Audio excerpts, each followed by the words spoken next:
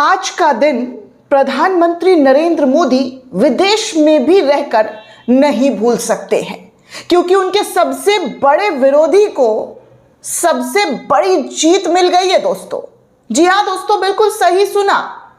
कांग्रेस, सोनिया गांधी, राहुल गांधी को एक बहुत बड़ा जीत, एक बहुत बड़ी राहत मिल गई है, जो प्रधानमंत्री और बीजेपी के लिए तड़पा देने वाली खबर है। प्रधानमंत्री विदेश में भी बैठकर तड़प जा रहे होंगे कि आखिर ऐसा कैसे हो गया, इस तरीके की कोशिश कैसे हो गई, इतनी बड़ी जीत कांग्रेस को कैसे मिल गई। कोर्ट ने उनके मामले में पूरी तरीके से जो केस था उसको क्यों खारिज कर दिया। आज के इस एपिसोड में आपको बताऊंगी दोस्तों कि कैसे, जी हाँ, कैसे सोनिया गांधी, राहुल गांधी को कोर्ट की तरफ से बड़ी जीत मिली है। साथ में आपको ये भी बताऊंगी कि कैसे जो है इस वक्त प्रधानमंत्री नरेंद्र मोदी विदेश दौरे पर तो पहुंचे हैं, लेकिन विरोध लगातार वहां पर देखने सुनने को मिल रहा है। भयंकर तरीके का विरोध हो रहा है दोस्तों। संसद भवन के अंदर बाइकआउट कर दिया गया है, और तो और प्रधानमंत्री नरेंद्र मोदी जी के माइक को भी ऑफ कर दिया गया है। ये स्थिति हो गई है। कैसे प्रधान सेवक के माइक को ऑफ कर दिया गया है। वो यात्रा, जिस यात्रा को लेकर प्रधानमंत्री कितने एक्साइटेड थे दोस्तों, आप सभी को पता है। लाख कोशिशों के बावजूद प्रधानमंत्री इजराइल पहुंच गए, इजराइल का स्टैंड ले रहे हैं। लेकिन भारत में क्या कुछ कहा जा रहा है लोगों के जरिए, कैसे विपक्ष ने निशाना साध दिया, और खासकर असदुद्दीन ओवैसी ने जिन बातों को रखा है, उस बात को सुनकर आप भी कहेंगे कि बात में तो दम है, बात में दम है।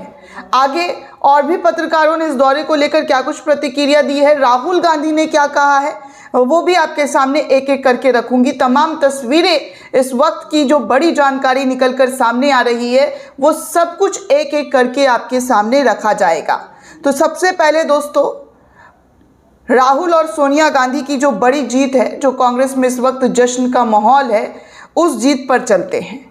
जिस केस को लेकर घंटों राहुल गांधी और सोनिया गांधी को पूछताछ किया गया, ईडी ने बुलाया, लेकिन अब उसी केस में, जी हाँ, नेशनल हेराल्ड मामले में राहुल गांधी और सोनिया गांधी, भूपेंद्र हुड्डा के खिलाफ जो केस था, वो कोर्ट ने खारिज कर दिया है। और आपको पता है कौन से कोर्ट ने खारिज किया है? हरियाणा। जी हाँ, हरियाणा कोर्ट ने इस पूरे मामले को, पंजाब हरियाणा हाई कोर्ट ने नेशनल हेराल्ड मामले से जुड़े हुए केस में जो नाम था सोनिया गांधी, राहुल गांधी और भूपेंद्र हुड्डा के खिलाफ जो केस था, उसको खारिज कर दिया गया है। तीनों को क्लीन चिट दे दी गई है। पंचकुला में नेशनल हेराल्ड की जमीन से जुड़ा हुआ ये मामला था। इससे पहले दिल्ली की कोर्ट ने नेशनल हेराल्ड मामले से जुड़ी चार्जशीट को सुनवाई लायक ही नहीं माना था दोस्तों। अब आप सोच लीजिए कि कांग्रेस को बदनाम करने के लिए कितनी कोशिशें की गई। फेवरेट टॉपिक रहता है हमारे प्रधानमंत्री जी का, बीजेपी के नेताओं का, भ्रष्टाचार। 2014 में यही बोलकर तो बीजेपी सत्ता में आई थी कि हम भ्रष्टाचार को खत्म करेंगे। कितने घंटों की पूछताछ की गई थी इन तमाम नेताओं को, राहुल गांधी को अलग, सोनिया गांधी को अलग, बीमारी में भी बुलाया गया, बीमारी में भी गए ये लोग पूछताछ के लिए। लेकिन अब उसी मामले में हाई कोर्ट की तरफ से एक क्लीन चिट दे दी गई। अब प्रधानमंत्री जी के पास वो टॉपिक भी नहीं बचा जिस टॉपिक को लेकर बीजेपी और मोदी जी, राहुल गांधी और कांग्रेस पर जो है आक्रामक रहते थे कि ये लोग तो पूरी तरीके से नंगी पार्टी है, ये है, वो है, इनका अस्तित्व ही खतरे में है। अब आप देखिए कोर्ट ने क्या सुनाया है, देख रहे हैं प्रधानमंत्री जी। खबर तो चली गई होगी, कांग्रेस के प्रदर्शन की खबर जब आप तक पहुंचती है, आप तुरंत उस पर रिएक्ट कर देते हैं। तो ये वाली खबर भी तो आप सुनकर विदेश में आपको झटका तो ज़रूर लगा होगा कि अब कौन सा मुद्दा दिया जाए, अब कौन सा मुद्दा लाया जाए जिसमें कांग्रेस और नेहरू गांधी को पूरी तरीके से लपेटा जाए। ये भ्रष्टाचार का मुद्दा भी आपके हाथों से राहुल गांधी ने लपक लिया है। सोनिया गांधी ने बिना किसी छीछा लेदर के पूरा का पूरा मामला जो है अपने हक में इनके आया है। देख लीजिए, तमाम तस्वीरें आपके सामने हैं दोस्तों। दरअसल दोस्तों आपको बता दूं कि पंजाब और हरियाणा हाई कोर्ट ने कल एक बहुत महत्वपूर्ण फैसले में एसोसिएटेड जर्नल लिमिटेड और हरियाणा के पूर्व मुख्यमंत्री भूपेंद्र सिंह हुड्डा के खिलाफ जो लगे आपराधिक आरोप को रद्द करते हुए उन्हें क्लीन चिट दे दिया है। ये मामला पंचकुला में एक संस्थान प्लॉट के पुनः आवंटन में कथित अनियमितताओं से जुड़ा हुआ मामला था। जस्टिस श्री भुवन दहिया की पीठ ने कहा कि साल 2005 में हुड्डा द्वारा लिया गया पुनः आवंटन निर्णय बाद में 2006 में हरियाणा शहरी विकास प्राधिकरण द्वारा सर्वसम्मति से अनुमोदित किया गया था और अब तक किसी भी अदालत ने इस निर्णय को अवैध घोषित नहीं किया है। अदालत ने स्पष्ट किया है कि AJL ने पुनः आवंटन की पूरी राशि और अन्य शुल्क जमा किए थे और निर्माण कार्य पूरा कर 2014 में अधिभोग प्रमाण पत्र भी प्राप्त कर लिया था। साथ ही किसी भी प्रकार के वित्तीय नुकसान की शिकायत भी दर्ज नहीं की गई और सरकारी ऑडिटरों ने भी इस संबंध में अपनी आपत्ति वापस ले ली थी। नेशनल हेराल्ड की प्रकाशक एसोसिएट जर्नल लिमिटेड यानी कि AJL और इसका स्वाभिमत यंग इंडियन प्राइवेट लिमिटेड के पास है और कांग्रेस के नेता सोनिया गांधी और राहुल गांधी के पास भी यंग इंडिया के 38% शेयर जो हैं वो हैं। बार एंड बेंच के मुताबिक अगर मैं बात करूं दोस्तों तो हाई कोर्ट ने साफ तौर पर कहा कि आज की तारीख में अलॉटमेंट वैलिड है। एक बार फिर से सुन लीजिएगा और बीजेपी के लोगों को भी सुन लेना चाहिए कि कोर्ट ने साफ साफ शब्दों में कहा है आज की तारीख में अलॉटमेंट वैलिड है, इसे कैंसिल भी नहीं किया गया है, ना ही इसे गैर कानूनी या मनमाना घोषित किया गया है।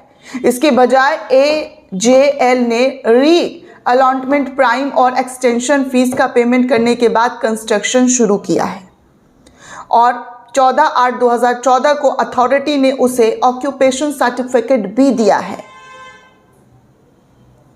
यहां तक कि सरकारी ऑडिट्स ने भी इसे री अलॉटमेंट की वजह से अथॉरिटी के हुए फाइनेंशियल नुकसान के बारे में भी आपत्ति वापस ले ली है।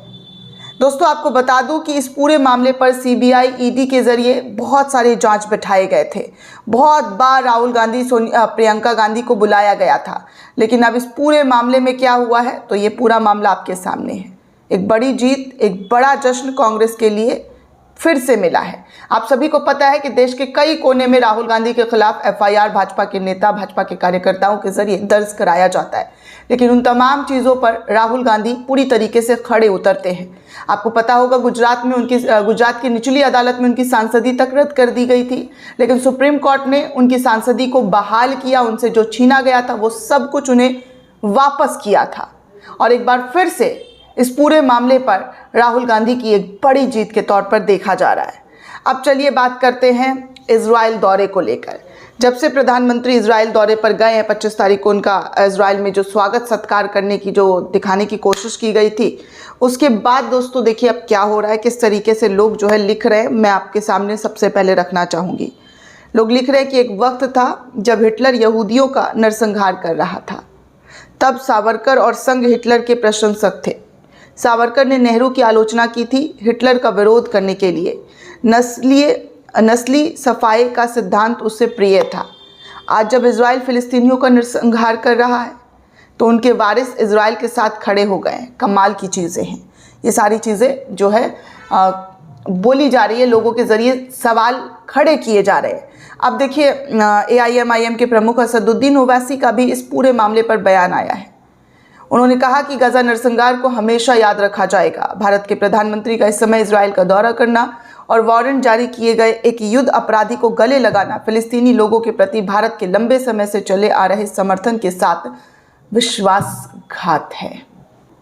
ये तमाम चीज़ें असदुद्दीन ओवैसी के जरिए कही गई और ये भी कहा गया कि शायद प्रधानमंत्री के दौरे के बाद अमेरिका ईरान पर हमला कर दे। जियोनिज्म मुर्दाबाद। जो प्रधानमंत्री इस वक्त दौरे पर हैं उसको लेकर जो है हर तरफ विरोध किया जा रहा है, अपने देश के अंदर विरोध किया जा रहा है कि उन तमाम जख्मों पर नमक छिड़कने का काम प्रधानमंत्री नरेंद्र मोदी के जरिए किया गया है। आगे देखिए एक और पत्रकार है आवेश तिवारी, उन्होंने लिखा कि मोदी जी आपके लिए होगी इजरायली पितृभूमि, हमारे लिए वो मानवीय सभ्यता के हथियारों का देश है। इजराइल स्टेट ऑफ क्रिमिनल्स है। जिस भूमि को लेकर पूर्व प्रधानमंत्री अटल जी कह चुके हैं कि अरबों की जिस भूमि पर इजराइल ने कब्जा किया हुआ है उसे वापस करना होगा, तो इस तरीके की बात कैसे की जा सकती है प्रधानमंत्री जी के जरिए? ऐसा कहना पूर्व प्रधानमंत्री और हिंदू हृदय सम्राट का अपमान है। 24 फरवरी तक गाजा स्वास्थ्य मंत्रालय के अनुसार इजरायली हमले में अब तक 72,073 लोगों की मौतें हो चुकी हैं। जी हाँ दोस्तों, 24 फरवरी तक गाजा में स्वास्थ्य मंत्रालय के जरिए ये रिपोर्ट जारी किया है।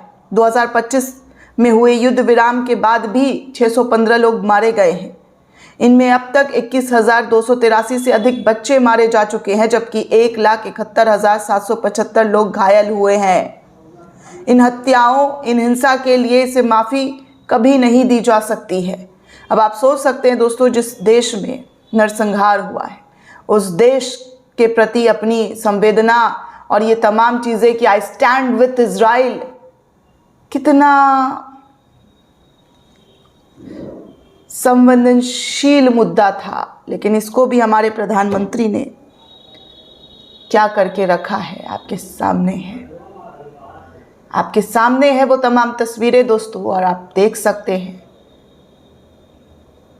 जहां पर भारत हमेशा से फिलिस्तीन के साथ खड़ा रहा है, कंधे से कंधा मिलाकर। आज प्रधानमंत्री इजराइल में जाकर बेंजामिन नेतन्याहू के साथ गले से गले मिला रहे हैं और आई स्टैंड विथ इजराइल कर रहे हैं। कमाल के पॉलिटिशियन हैं प्रधानमंत्री जी। एक ही दिल को कितनी दफा जीत लेंगे। भारत में मुसलमानों पर प्रताड़ना कम थी कि अब इजराइल में जाकर एक और जख्म, एक और घाव दे आए हैं। आगे राहुल गांधी ने भी कहा है कि सरेंडर मोदी अब की बार इजराइल जाकर किसके कहने पर देश के हितों के खिलाफ सौदा करके आएंगे। तमाम देश के विपक्ष, तमाम नेता इस वक्त जो है प्रधानमंत्री के इस दौरे को लेकर जमकर विरोध कर रहे हैं दोस्तों, लेकिन तमाम चीज़ों से परे प्रधानमंत्री अपनी ही दुनिया में मस्त मगन झूमे जा रहे हैं, गाए जा रहे हैं। ये सारी चीज़ें दोस्तों दिखाई दी जा रही है, लेकिन फिर भी किस तरीके से पूरे संसद भवन के अंदर इजराइल के विपक्ष के जरिए बाइकॉट कर दिया गया दोस्तों, बाइकॉट।